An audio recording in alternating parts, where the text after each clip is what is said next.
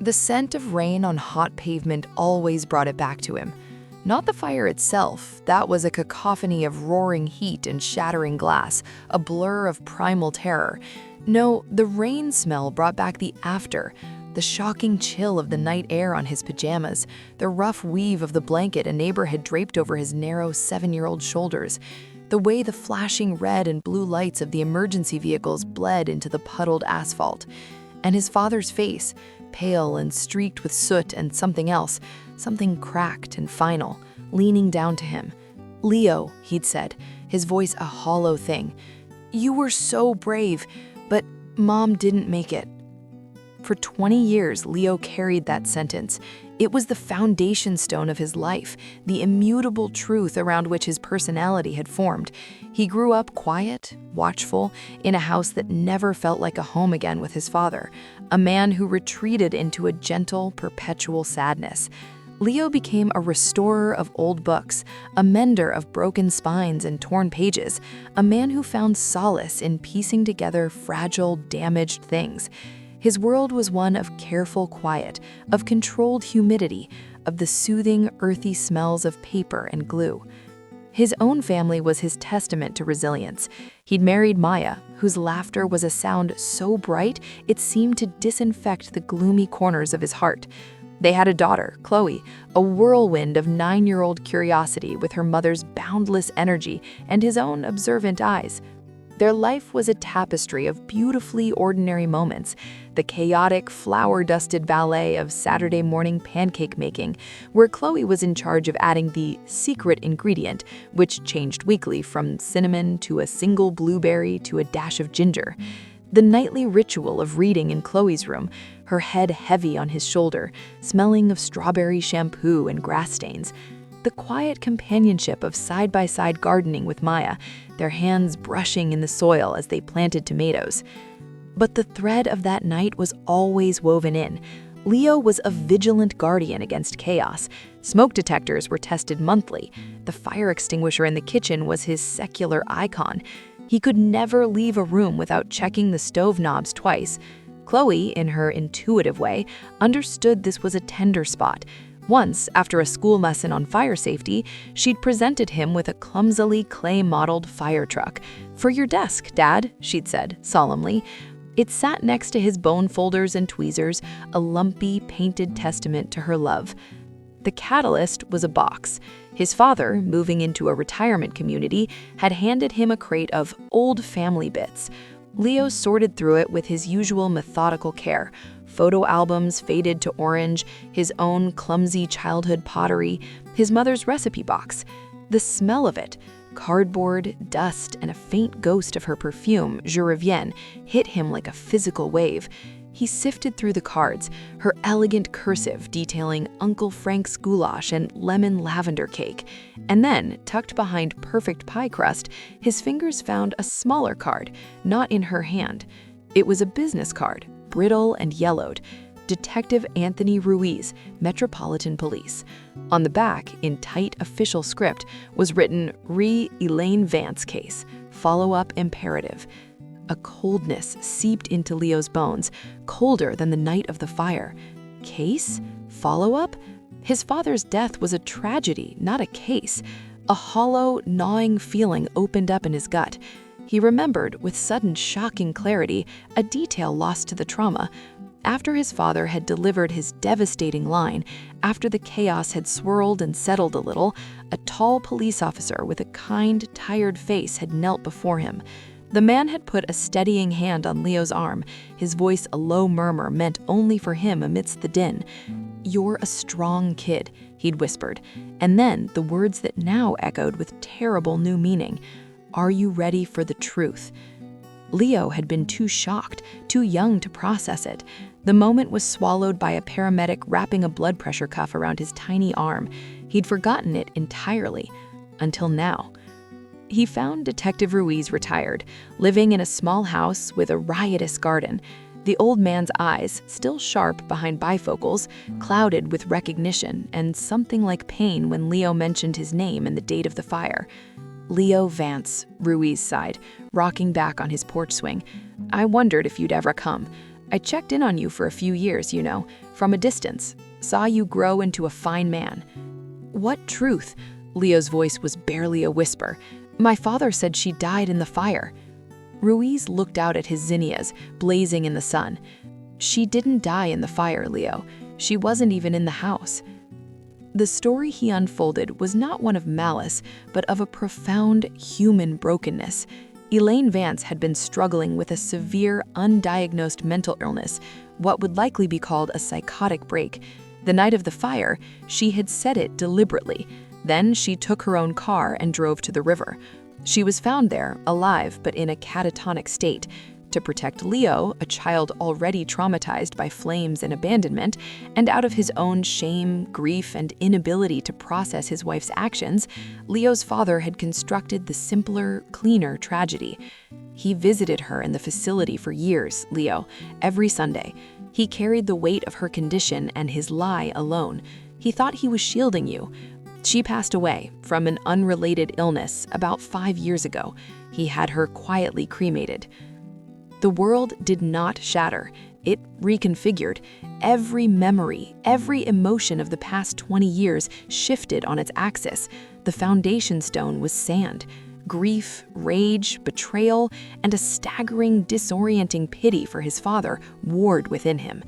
He drove home in a silence so profound it felt like a vacuum. He didn't confront his father immediately. He needed to anchor himself in what was real, what was true. He went to the kitchen, where Maya was chopping vegetables for dinner, the rhythmic thwack, thwack, thwack of the knife, a sound of profound normalcy. Chloe was at the table, tongue peeking out in concentration as she struggled with a math problem. The evening sun slanted in, catching the gold in Maya's hair and the dust motes dancing above Chloe's head. The smell of onions sautéing in olive oil, the feel of the warm, worn wooden floor under his socks, the sound of his daughter's soft grumble of frustration. These were the bricks of his real life. He told Maya that night, haltingly, in the dark of their bedroom. She listened, her hand never leaving his, her tears falling for the little boy he was and the man burdened with this new, old pain. "He lied to me," Leo finally choked out. "He broke," Maya whispered, her voice fierce with empathy. "He broke and he tried to build a shelter out of the pieces for you. A terrible, flawed shelter, but it was all he had." The confrontation, when it came, was not a dramatic explosion, but a quiet, seismic crumbling.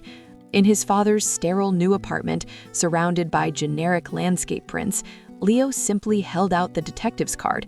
His father's face, now deeply lined, collapsed in on itself. No denial came, only a great, shuddering exhale of a secret held for too long. "I lost her twice, Leo," he wept, his voice papery thin. First to the sickness in her mind, then in the river of her own despair. How do you explain that to a child? Your mom tried to burn down the house with you in it? I chose the kinder fire. I chose the one where she was a victim, not a perpetrator. I was so afraid you'd think she loved you. I was so afraid you'd inherit her madness instead of her love of poetry and her laugh. He looked at Leo, his eyes begging for an understanding he knew he didn't deserve. "Can you ever?" Leo couldn't say, "I forgive you." Not yet. The wound was too fresh, even though it was decades old. But he saw, for the first time, the Herculean weight his father had carried. The Sunday errands, the permanent sorrow, the way he'd flinch at the sound of sirens. It all made a terrible, tragic sense. "You should have told me," Leo said, the anger still a tight wire in his chest. "You didn't survive the house fire alone. We both did. And then you made us live in different ruins." He left, the chasm between them raw and open. Healing, Leo discovered, did not come in a single grand gesture. It came in the everyday, in the conscious choice to reweave the torn fabric of his life with the threads he now possessed. It began, as so many things did in his family, in the kitchen. He found his mother's recipe for lemon lavender cake. The card was stained with butter and sugar, her notes in the margin. "Lavender from the garden, dry it yourself, for Leo's birthday." "We're making this," he announced to Chloe the next Saturday. His voice was tight with emotion. The process was messy. Chloe, ever the scientist, wanted to know the chemical reaction of baking soda. Maya gently teased him about sifting the flour twice, as the card instructed. They infused sugar with dried lavender from their own garden, the floral, slightly medicinal scent mixing with the bright zest of lemons. As they worked, Leo told Chloe stories, not about the fire or the lie, but about his mother, how she could name every constellation, how she recited poetry while weeding the flower beds, how she once built a full-scale cardboard castle for him in the living room. "She sounds like sparkly," Chloe said, carefully pouring batter into the pan. "Yeah," Leo said, his throat thick. She was. The cake, when it emerged, was golden and perfect.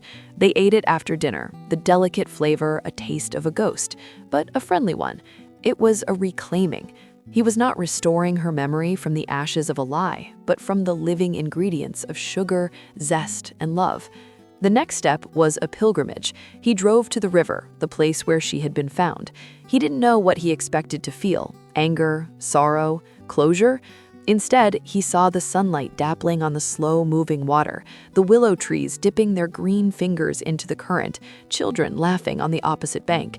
It was just a place of endings, but also of constant flowing life.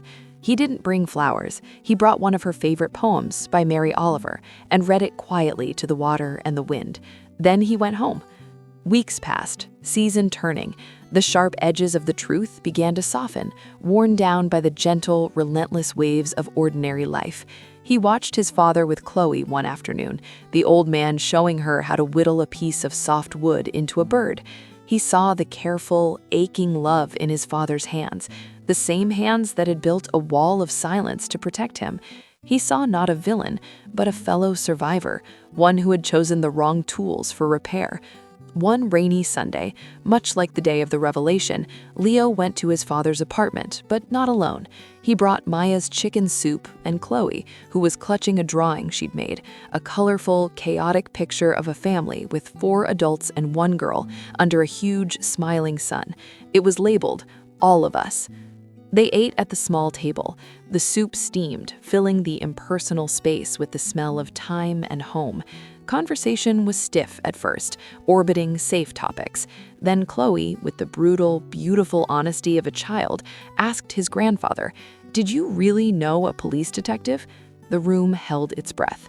Leo's father looked at Leo, a silent plea for guidance. Leo gave a slight, almost imperceptible nod.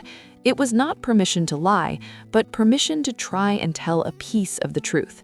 "I did, sweetheart," his father said, his voice unsteady. "A long time ago. He was a man who helped me when I was very, very lost, when I didn't know how to be brave. My dad is brave. He fixes broken things." Leo's eyes met his father's over the rim of his bowl. In that look, there was an ocean of unsaid words. "I am still broken by what you did. I am also learning to fix it. We are both here. We are both survivors." "Yes," his father whispered, his gaze never leaving Leo's.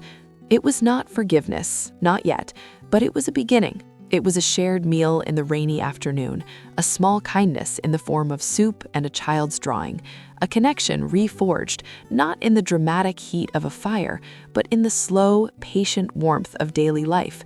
Leo had survived the house fire, then he had survived the truth, and now, surrounded by the hustle and love of his own family, he was learning the final, most difficult lesson: how to build a home not on the foundation of a single, solid truth, but on the adaptable, resilient pilings of understood brokenness, shared meals, and the courageous ongoing work of mending. The cop's whispered question had finally been answered.